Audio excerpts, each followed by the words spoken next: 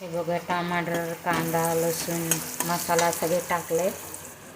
आता बघ वांगे आणि डाळ करायचे. वांगे आणि डाळ हे बघ.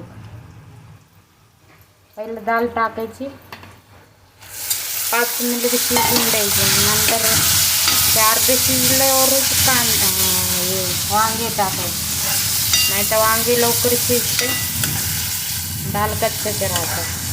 सबस्क्राईब करा, लाईक करा. हे कोथिंबीर पण टाकली.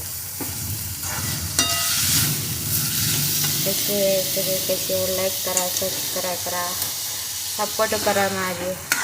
माझे व्हिडिओ आहे वैशाली रेसिपी. सपोर्ट करा, मला सपोर्ट करा. मला व्हिडिओमध्ये टाकता नाही येते, रील्समध्ये टाईम कमी भेटते, त्याचे मला दाखवता नाही येते. सॉरी. कसे बरे आहे का सगळे?